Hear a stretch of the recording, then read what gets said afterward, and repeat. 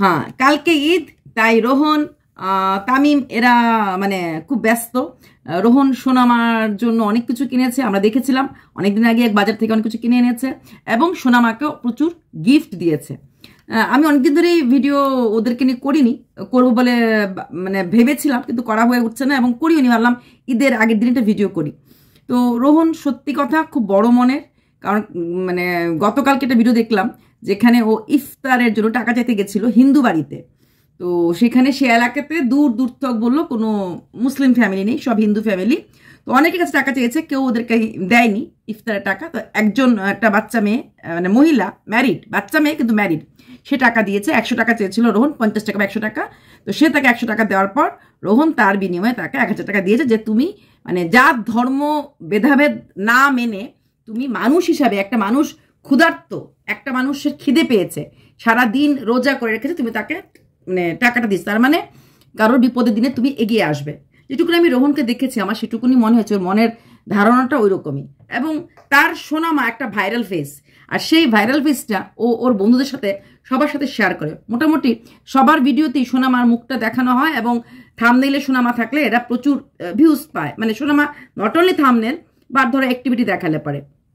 এদিকে তামিমকে দেখেছিলাম প্রথমবার বকখালিতে যাওয়ার পর প্রাণ খুলে হাসতে, সেই বকখালির সমুদ্রের মধ্যে ওকে যখন ও লাফাচ্ছিল অনেকটা ঠিক ব্যাঙের মতো বসে, খুব ভালো লাগছিল। সাধারণত একটু মন মরা বা একটু মুড অফ এরকম ভাবে থাকে, কিন্তু বকখালিতে যাওয়ার পর দেখলাম তামিম খুব এনজয় করছিল।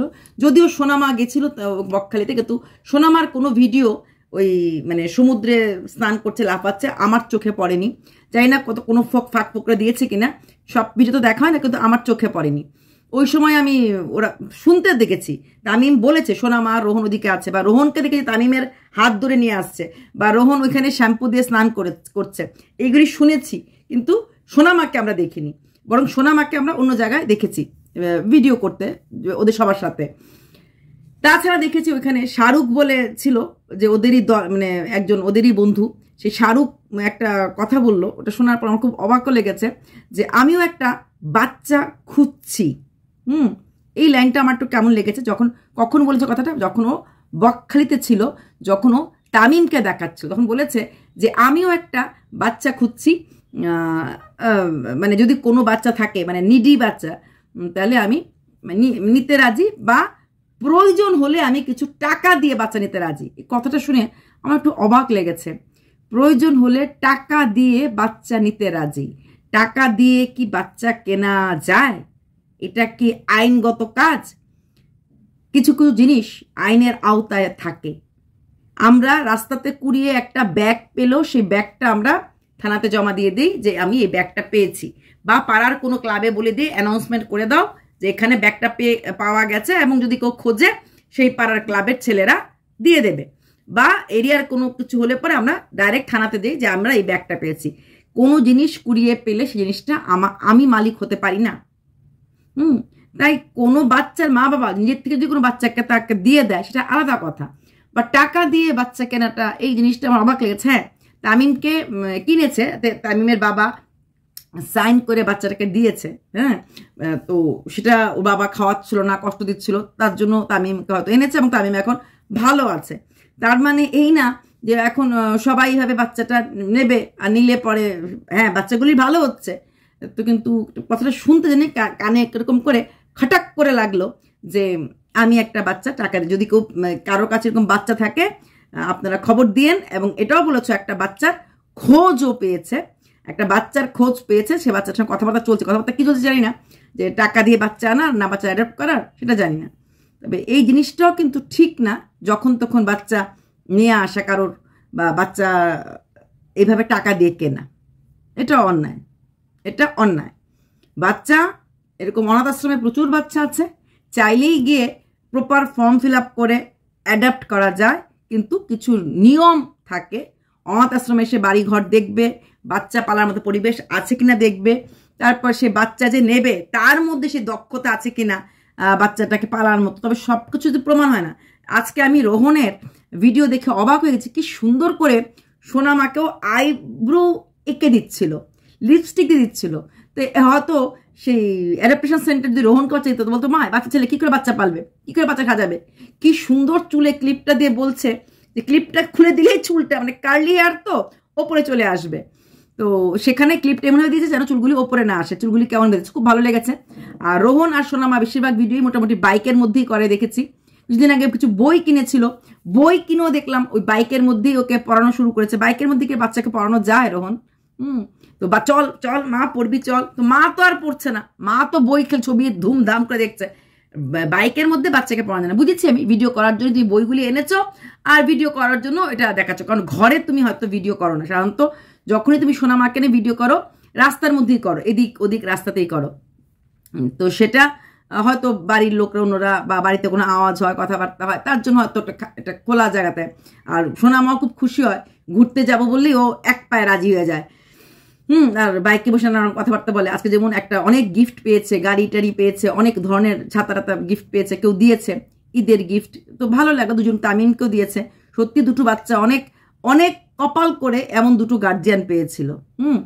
তো এটা খুব ভালো লাগছে। তবে শাহরুখের কথাটা যদি এখন এরকম শুরু হয়ে যায় না, সবাই মিলে একটা একটা করে বাচ্চা ঘর থেকে নিয়ে আসলো, হ্যাঁ, সবাই যে রোহন হবে আর সবাই যে তামিম হবে সেটা কোনো গ্যারান্টি নেই। সবাই যে রোহনের মতো নিজের আত্মা দিয়ে বাচ্চাটাকে ভালোবাসবে সেটাও কিন্তু কোনো গ্যারান্টি নেই, বা তামিমের মতো অতটা করবে সেটাও গ্যারান্টি নেই।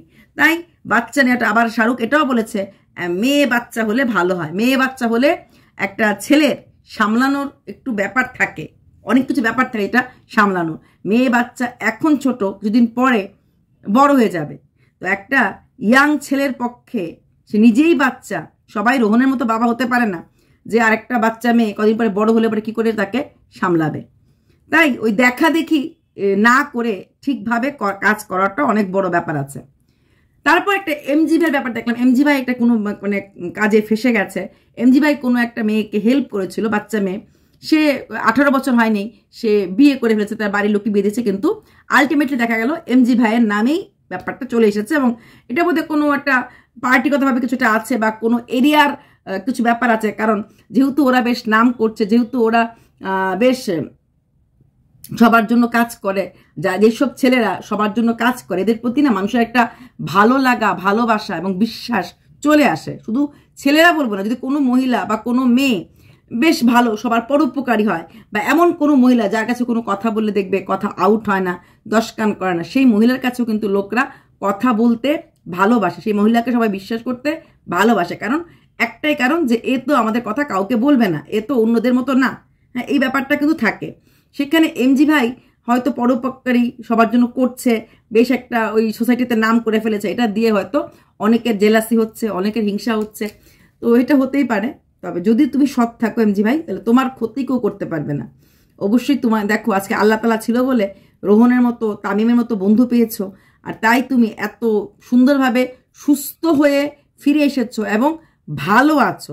এতটাই ভালো আছো যে এত বড় অপারেশনের পর তুমি এখন বাইক চালিয়ে কাউকে উপকার করে যেতে পারছো, কারো কাছে যেতে পারছো, কাউকে উপকার করছো, কারোর জন্য করছো। আমি দেখলাম রোহন তেমন অনেকের জন্য।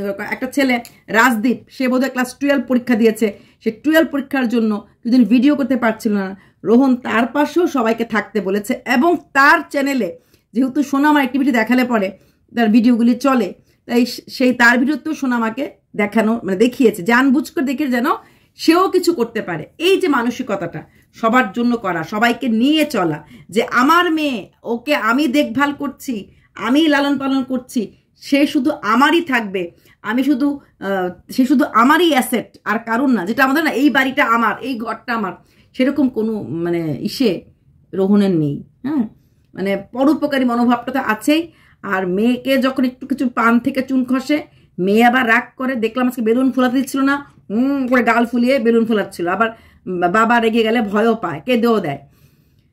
সবকিছু ভালো লাগলো। কিন্তু শাহরুখ বাচ্চা নাও ঠিক আছে, কিন্তু তোমরা এই মেসেজটা সমাজকে ছড়িও না যে বাচ্চা আমরা কিনতে চাই। বাচ্চা কেন? তোমার রিলেটিভদের মধ্যে এমন কেউ নেই যাদের অনেকগুলি বাচ্চা আছে, তাদের তুমি নিয়ে আসতে পারো। বাচ্চা কিনতে চাই কেউ থাকলে হয়তো দেখা গেল অনেক মানুষ তোমার সাথে যোগাযোগ করবে, বাচ্চা কেনা মানে নিয়ে নিন। এটা কিন্তু ঠিক না। এটা কোথাও না কোথাও আইনের ব্যাপার একটা থেকেই যায়। এখন তুমি বলবে তামিমেরটা তো মোটামুটি কাগজ টাগজ দিয়ে ওর বাবাই দিয়েছে, বাবাই নিজের সন্তানকে তুলে দিয়েছে, অন্য কেউ না। আর বাচ্চাটার মা নেই, বাবা দিয়েছে, তা সেখানে কোনো ভুল আমি দেখতে পাইনি। আর রোহনের ক্ষেত্রে শুনলাম বাচ্চাটা নাকি মা বাবা নেই, বাচ্চাটার মা বাবা কে নাকি বলেছে, বাচ্চাটা কোন কমেন্টে, একটা ভিডিওতে দেখলাম যে কোন কমেন্টে নাকি বলেছে বাচ্চাটার সোনামার মা বাবা ত্রিপুরার ছিল, এবং সেখানে অ্যাক্সিডেন্টে বুঝলাম না ত্রিপুরার মানুষ কি করে বাচ্চাটা ডায়মন্ড হারবারে আসলো, এত দূরে আসলো, মানে কি চক্র দ্বারা বাচ্চাটা আসলো, কারণ সে বাচ্চাটার মা বাবা নাকি ত্রিপুরার ছিল, সে নাকি এই সোনামার মার বান্ধবী, এমন কিছু নাকি একটা কমেন্ট ছিল। যদিও এটা আমার কথা না, এটা ভিডিও দেখে জানতে পারলাম যে এই ব্যাপার, যে বাচ্চার মা বাবা এরকম অ্যাক্সিডেন্টে কিছু একটা হয়েছে, তারপর বাচ্চাটা অনাথ, ওদের ভাষায় বলতে লাগে এতিম। তো সেখানে তবে রোহনের মতো দেখভাল বাচ্চাকে নিজের মা বাবা কদ্দূর করতে পারে আমার ডাউট আছে।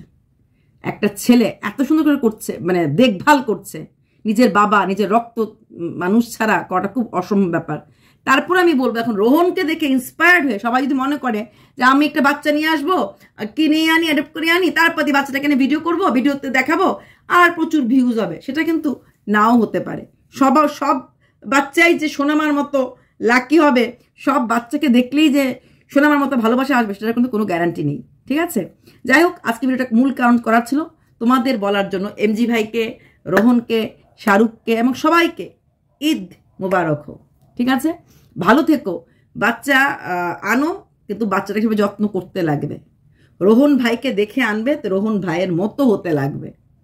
কি দারুণ দারুণ ড্রেস কিনে দেয় মেয়েকে, কি দারুণ দারুণ জুতো কিনে দেয়, কি দারুণ দারুণ হেয়ার ব্যান্ড কিনে দেয়। তো এই যে কিনে দেওয়াটা, এটার মধ্যেও কিন্তু অনেক আত্মা লাগে, অনেক আত্মা লাগে। সবচেয়ে বড় কথা, কখনো রাগ করছে, কখনো কান্না করছে, ওর মুড যখন বাচ্চাদের মুড, সেই মুডটা বুঝে কিন্তু রোহনের চলতে লাগে। তাই শাহরুখ, রোহন ভাই করে, তামিম করে, আমিও করব, আর আমিও একটা বাচ্চা খুঁজছি, এত সহজ না।